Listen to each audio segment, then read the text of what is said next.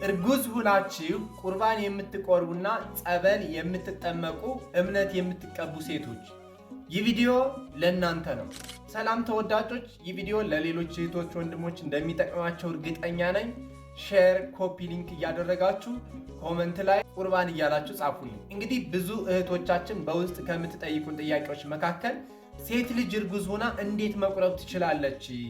እንዴትስ ጸበል መጠጣት እምነት መቀባት ትችላለች? እያላችሁ ብዙዎቻችሁ ትጠይቁናላችሁ። በተጨማሪም እርጉዝ ሁኜ ጸበል ብትጸበል ቁርባን ብትቆርቢ ጸበል ስትጸበይ በማህፀንሽ ውስጥ ያለው ሕፃን ይወርዳል እያሉ ብዙ እህቶች ወንድሞች ጠይቀውናል። እንደዚህ የሚባለው በቃል የሚተላለፍ እንጂ በቤተ ክርስቲያን አስተምህሮ መሰረት የሌለው ነገር ነው።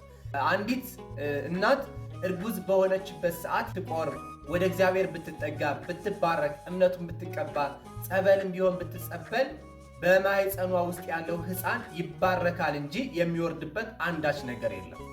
ራሱ ስጋ ወደሙ መድኃኒት ነው።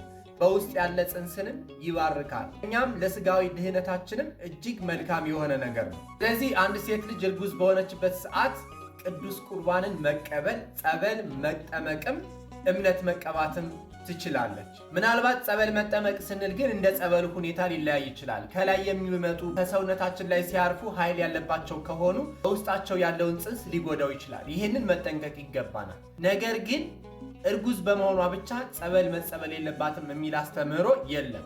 ስለዚህ በእርግዝና ወቅት ወይም ነፍሰ ጡር በሆናችሁበት ሰዓት ጸበል መጠመቅ፣ እምነት መቀባት እንዲሁም ደግሞ ቅዱስ ቁርባንን በተከታታይ መውሰድ ያስፈልጋል።